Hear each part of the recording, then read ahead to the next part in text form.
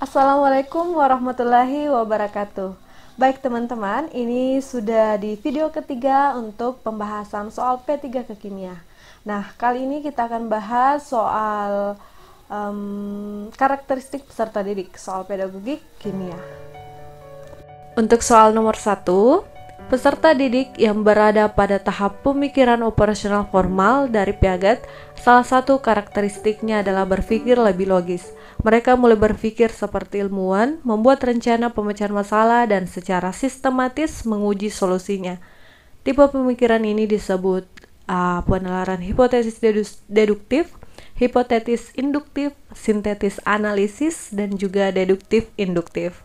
Untuk menjawab soal seperti ini, kita harus menandai bagian kata kuncinya, yaitu tahap pemikiran operasional formal dari Piaget. Cara menjawabnya adalah Piaget memiliki 4 teori, 4 tahap.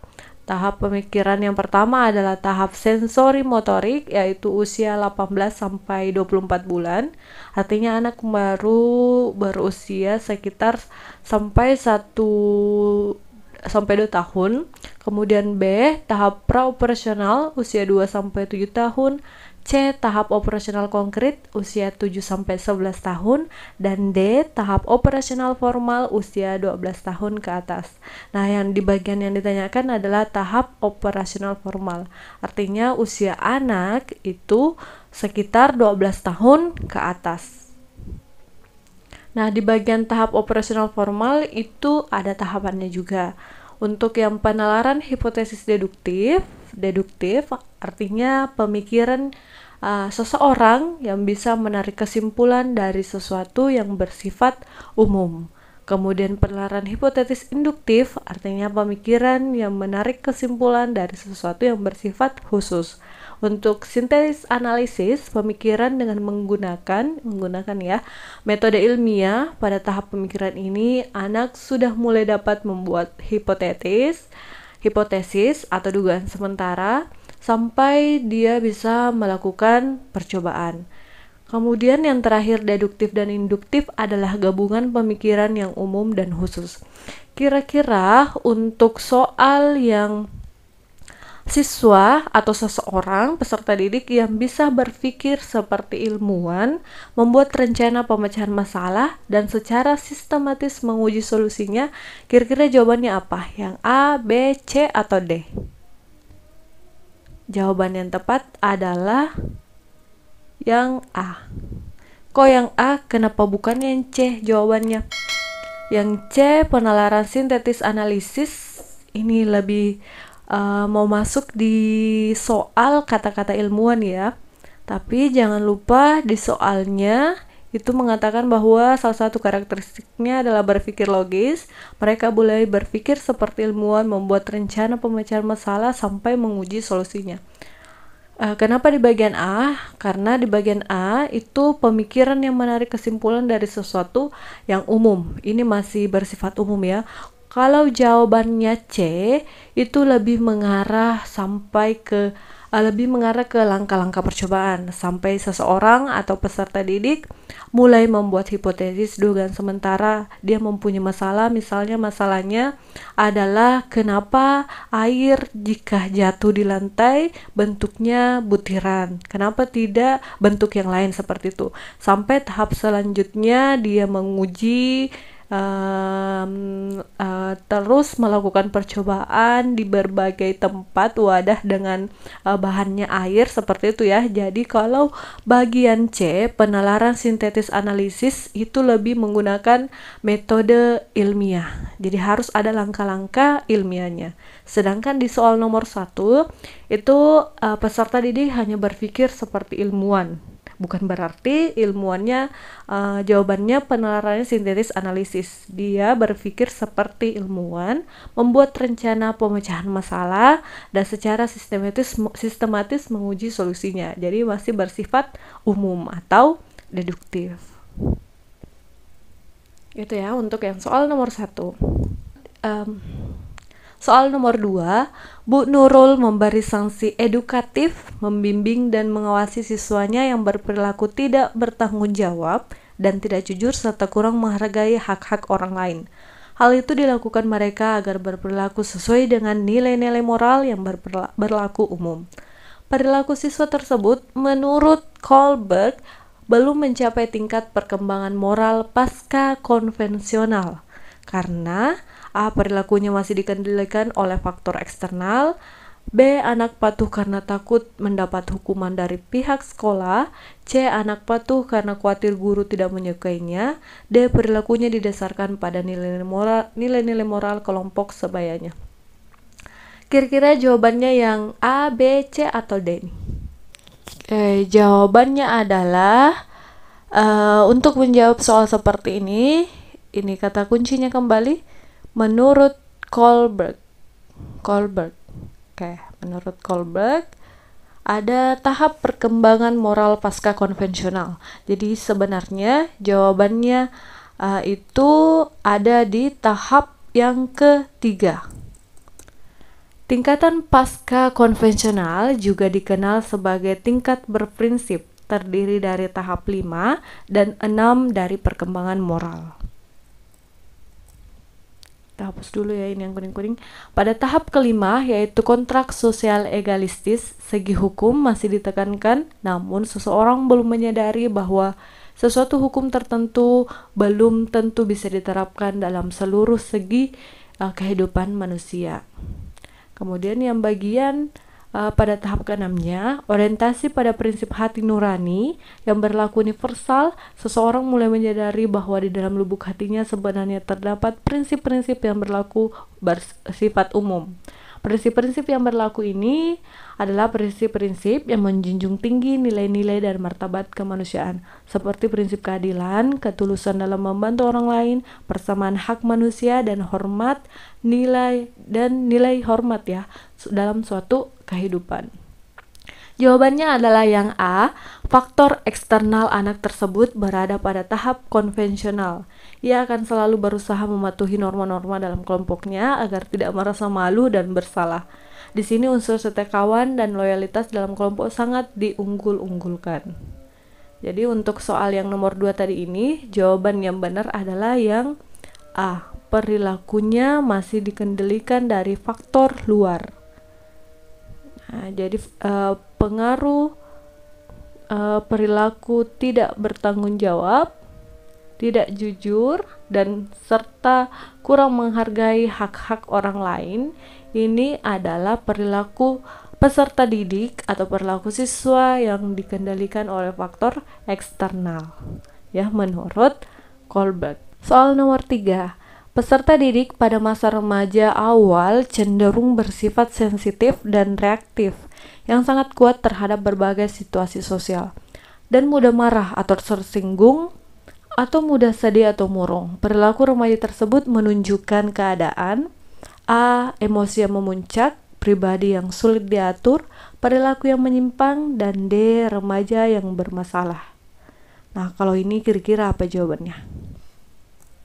Jawabannya adalah kalian lihat tidak dengan jelas di sini. Ternyata menurut Yusuf di bukunya tahun 2011 halaman 197, dalam perkembangannya emosi remaja awal lebih bersifat sensitif dan reaktif yang sangat kuat terhadap berbagai peristiwa atau situasi sosial. Emosinya bersifat negatif dan temperamental atau mudah tersinggung dan mudah sedih dan murung. Jadi perilaku remaja ini menunjukkan keadaannya. Yang benar adalah yang bagian A, emosi yang memuncak. Bukan pribadi yang sulit diatur ya. Bukan juga perilaku yang menyimpang. Kalau dia mudah marah, mudah tersinggung, itu bukan perilaku yang menyimpang. Bukan juga remaja yang bermasalah. Remaja yang bermasalah misalnya dia terlibat dalam kasus narkoba atau kasus perilaku yang tidak sesuai dengan norma dalam kehidupan. Jadi yang nomor 3 jawabannya adalah yang A. Kita lanjut ke bagian nomor 4. Nomor 4, pada masa remaja terjadi pertumbuhan yang cepat dan perubahan proporsi tubuh yang mencolok. Perubahan proporsi tubuh yang mencolok ini menyebabkan anak menjadi kaku dan canggung selama beberapa waktu. Perubahan fisik tersebut menyebabkan sikap dan perilakunya. Jawabannya A. Inkoordinasi, ingin menyendiri, psikomotorik, dan kurang percaya diri. Jika kita membaca sekilas untuk soal nomor 4, jawaban yang hampir benar adalah inkoordinasi, ingin menyendiri, dan kurang percaya diri. Karena gara-gara proporsi tubuh yang mencolok yang menyebabkan anak menjadi kaku dan canggung. Nah, untuk menjawab soal nomor 4 itu kalian lihat tidak ya dengan jelas di sini di bagian PDF. Inkoordinasi artinya pesatnya pertumbuhan dan ketidakseimbangannya akan mempengaruhi pola koordinasi gerak sehingga selama beberapa waktu anak puber akan merasa janggal dan kaku. Koordinasi itu akan kembali membaik secara bertahap setelah masa pubernya berakhir. Ada inkoordinasi, ada kurang percaya diri juga, ada suka menyendiri juga. Di sini pengertiannya. Cuman yang paling tepat adalah yang bagian A, inkoordinasi. Kata kuncinya adalah selama beberapa waktu.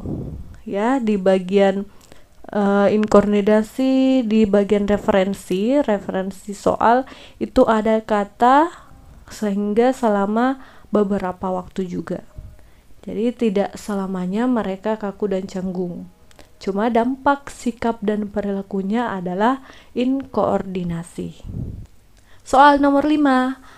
Nomor 5, untuk memahami bagaimana caranya mengajar kepada peserta didik pada masa tertentu dan memahami apa yang harus diberikan kepada peserta didik, maka guru harus memahami tahapan dan tugas peserta didik, tugas dan variasi perkembangan peserta didik, tugas dan pola perkembangan peserta didik, tahapan dan tempo perkembangan peserta didik.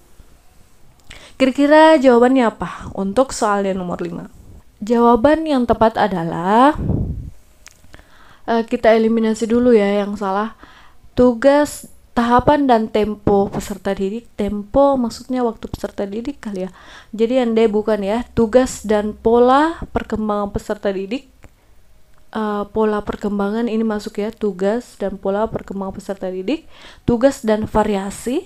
Ini kata variasi perkembangan peserta didik lebih masuk ke pola ya ketimbang variasi. Tahapan dan tugas perkembangan peserta didik. Tugas perkembangan peserta didik. Oke, jadi bukan hanya tugas guru ya untuk memahami tahapan dan tugasnya. Jadi jawaban yang tepat adalah yang C, tugas dan pola. Pola lebih ke bagaimana perkembangan peserta didik sebelum dan setelahnya, setelah diajar. Ya, jadi jawaban yang tepat adalah tugas dan pola perkembangan peserta didik.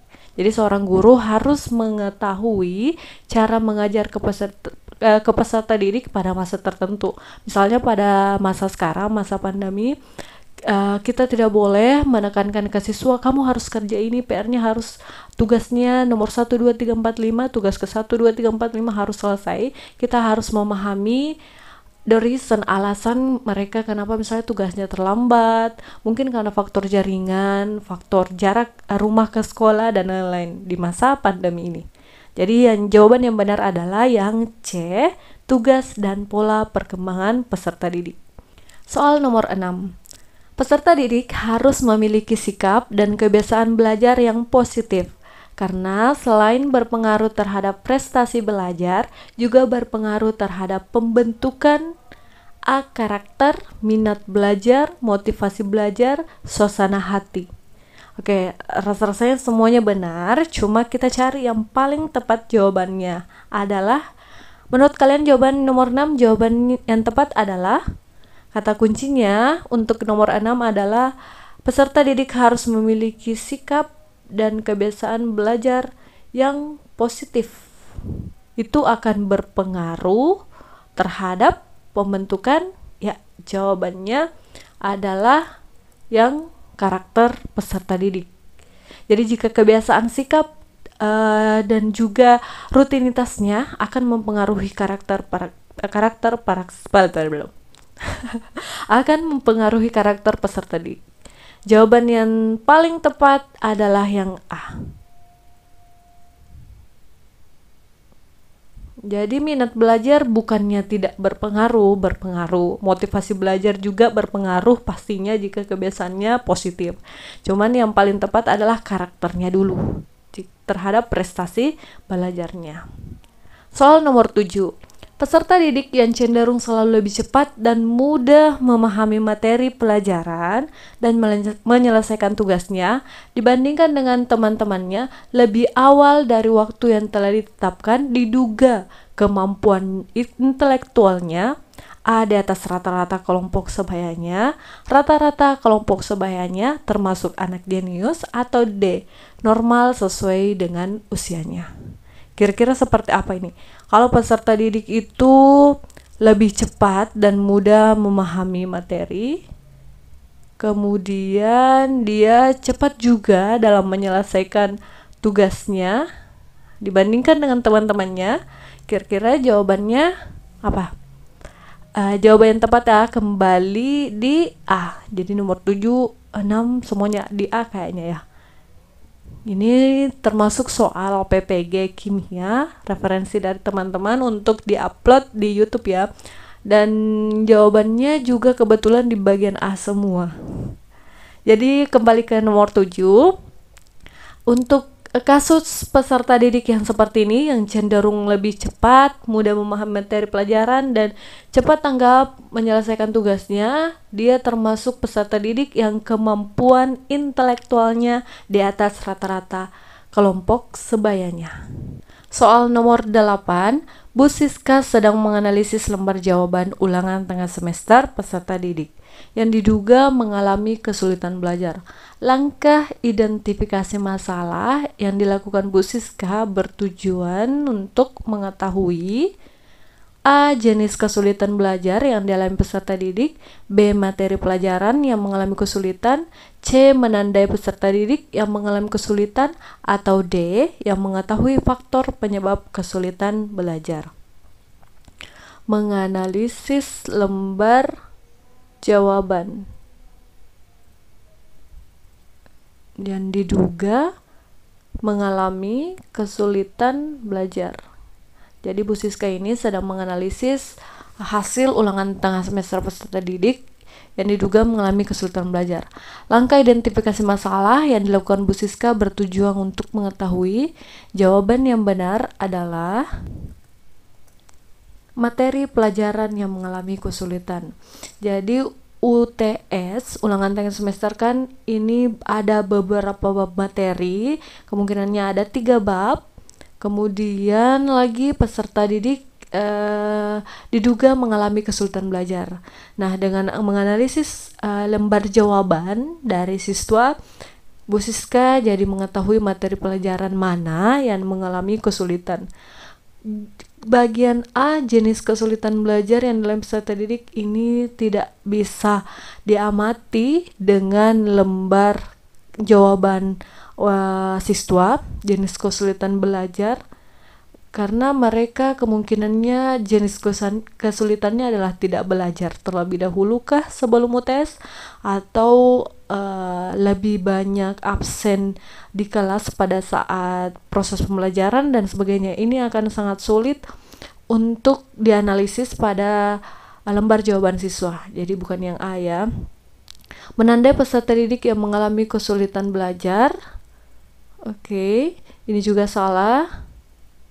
Bukan hanya bagian hasil atau produk yang bisa ditandai bahwa peserta didik kita itu mengalami kesulitan belajar. Selama proses pembelajaran, kita mengajar, kita juga bisa menandai atau menganalisis, oh siswa ini yang susah belajar untuk materi ini, oh siswa ini. Jadi bukan hanya pada saat lembar jawaban UTS ya. Mengetahui faktor penyebab kesulitan belajar ini juga tidak bisa ya dari lembar kerja siswa saja. Jadi jawaban yang paling tepat untuk soal nomor 8 adalah yang nomor 8 adalah yang bagian B, materi pelajaran yang mengalami kesulitan. Kita ke nomor 9. Peserta didik yang rajin. Oke, dia rajin, namun prestasi belajarnya hampir di semua bidang studi di bawah KKM.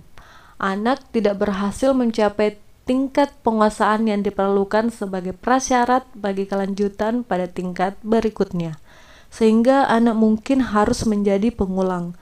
Dari ciri-ciri tersebut diduga peserta didik termasuk A. Anak yang lambat, B. Anak yang tidak berprestasi, C. Anak yang sulit belajar, D. Prestasi anak tidak optimal. Apa nih jawabannya kira-kira untuk soal yang nomor 9? Dari soal sekilas, jawaban yang hampir benar adalah antara A dan C, anak yang lambat belajar sama anak yang sulit belajar. Kenapa bukan yang B? Yang B anak yang tidak berprestasi, bukan ya, yang ini. Prestasi anak tidak optimal, ini bukan berbicara mengenai rankingnya atau pencapaiannya di kelas atau di sekolah. Jadi kemungkinan jawabannya adalah anak yang yang lambat belajar dan anak yang sulit belajar. Bagian C juga dieliminasi. Kenapa dieliminasi? Karena dia adalah siswa yang rajin, jadi dia tidak mengalami kesulitan untuk belajar. Cuman memang karakter peserta didik tersebut adalah anak yang lambat belajar. Jadi jawaban yang paling tepat untuk soal nomor 9 adalah anak yang lambat belajar. Nomor 10. Prestasi Hana di sebagian besar bidang studi di atas KKM. Namun Hana memiliki prestasi belajar yang sangat bagus pada bidang studi IPA. Nilai ulangannya selalu mendekati nilai sempurna. Bakat Hana di bidang studi IPA didukung oleh kegemarannya membaca. Apa yang harus dilakukan oleh guru untuk mengembangkan bakat Hana? Yang A. Memberikan banyak tugas tambahan sebagai referensi belajarnya. Yang B. Menjadikan peserta didik tersebut sebagai pendidik sebaya pada saat pembelajaran kelompok. Yang C. Memberikan berbagai tugas mandiri sekaligus melatih keterampilan belajarnya. Dan yang D. Memfasilitasi peserta didik untuk memperdalam materi kurikulum yang diajarkan sesuai bakatnya. Nah, kalau kalian sebagai guru di sekolah punya siswa yang seperti Hana, langkah apa yang akan kalian lakukan? A, B, C, atau D? Jawaban yang paling tepat untuk soal terakhir nomor 10 adalah memfasilitasi Hana, peserta didik tersebut, untuk memperdalam materi kurikulum yang diajarkan sesuai bakatnya. Jadi bukan memberikan banyak tugas tambahan ya, karena dia sudah berprestasi dalam sebagian besar bidang studi, apalagi di atas KKM nilainya, menjadikan peserta didik tersebut sebagai pendidik sebaya pada saat pembelajaran kelompok. Ini lebih ke jika pada saat ulangan, kemudian kurang 20-50% temannya yang remedi, Hana bisa dijadikan tutor sebaya. Yang bagian C memberikan berbagai tugas mandiri sekaligus melatih keterampilan belajarnya. Ini juga kurang tepat ya untuk bagian C. Yang B tadi juga salah. Yang paling benar, yang tepat adalah yang bagian D, memfasilitasi peserta didik tersebut untuk memperdalam materi kurikulum yang diajarkan sesuai bakatnya. Ini ya, underline poin pentingnya, sesuai bakatnya. Oke teman-teman, ini adalah bagian akhir dari video yang ketiga mengenai soal P3K. Ini termasuk soal pedagogik teknis kimia ya, soal teknik pedagogik kimia. Untuk video keempat selanjutnya adalah materi lanjutan dari video ini dengan subbab materi yang berbeda. Terima kasih. Jika ada yang ingin ditanyakan, tulis di kolom komentar ya.